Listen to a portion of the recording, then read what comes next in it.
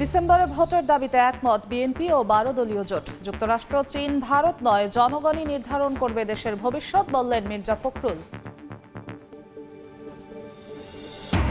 সংবিধান সংশোধনে গণভোট চায় এনসিপি, মূলনীতির প্রয়োজনীয়তা নিয়ে প্রশ্ন। মন্ত্রিপরিষদ শাসিত সরকার, দ্বিকক্ষের সংসদ সহ ঐকমত্য কমিশনে একগুচ্ছ প্রস্তাব। এবং নারীর প্রতি বৈষম্য দূর করতে দ্রুত সুপারিশ বাস্তবায়নের নির্দেশ প্রধান উপদেষ্টার। স্বতন্ত্র কমিশন গঠন সহ 433টি সংস্কার প্রস্তাবনা জমা নারী কমিশনের।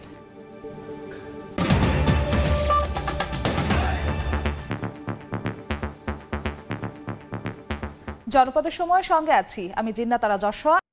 ডিসেম্বরের মধ্যে নির্বাচনের দাবিতে বিএনপির সঙ্গে একমত 12 দলীয় জোট। বিকেলে রাজধানীর গুলশানে দুপক্ষের বৈঠক শেষে কথা জানান নেতারা।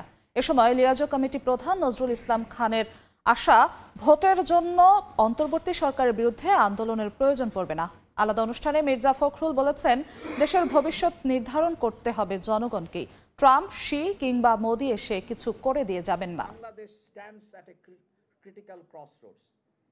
Because IMF has never really dealt.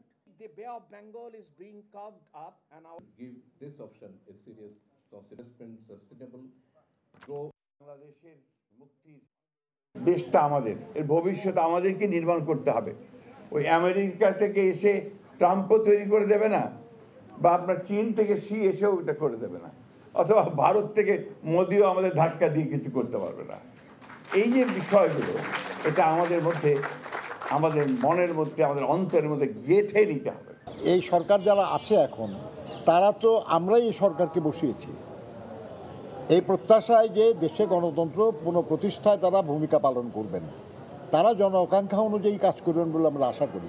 কাজে এই সরকারের বিরুদ্ধে আন্দোলন করার তো কোনো প্রয়োজন মনে করি না।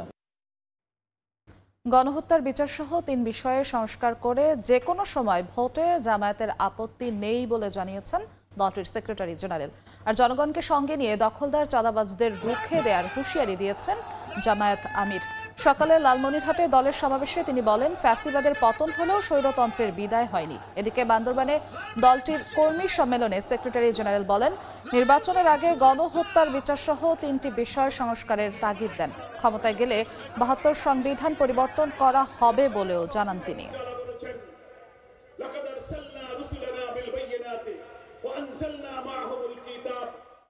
ফ্যাসিবাদীদের পতন হয়েছে, কিন্তু ফ্যাসিবাদ এখনো বিদায় নেয় নাই। এখনো বাংলাদেশের মানুষ এক শ্রেণীর রাজনৈতিক কর্মী নামে যারা কলঙ্ক, তাদের হাতে এখনো নির্যাতিত হচ্ছে। তারা ভয়াবহ চাঁদাবাজের তাণ্ডবে তারা অতিষ্ঠ। প্রশাসনে আওয়ামী ফ্যাসিবাদের দোসররা যারা এখনো ঘাপটি মেরে পড়ে আছে, এদেরকে সাফ করে জঞ্জাল সাফ করতে হবে এবং সংস্কার করে তারপরে এই সময়ের মধ্যে নির্বাচন দিতে হবে। সংবিধান সংশোধনে গণভোট চায় এনসিপি, মূলনীতি রাখার প্রয়োজনীয়তা নিয়েও প্রশ্ন তুলেছেন দলটির নেতারা।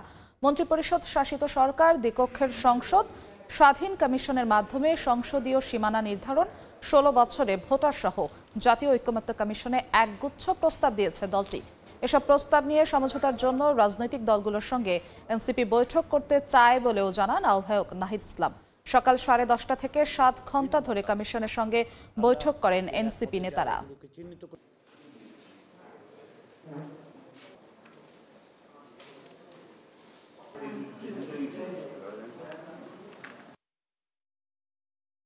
প্রধানমন্ত্রী শাসিত সরকার নয়, বরং মন্ত্রী পরিষদ শাসিত যে সরকার, সেটার প্রস্তাবনা দিয়েছি। গণভোটে যেতে হবে সংবিধান সংশোধনের জন্য। সংবিধানে মূলনীতির প্রয়োজন আছে কিনা সেই প্রশ্ন রেখেছি।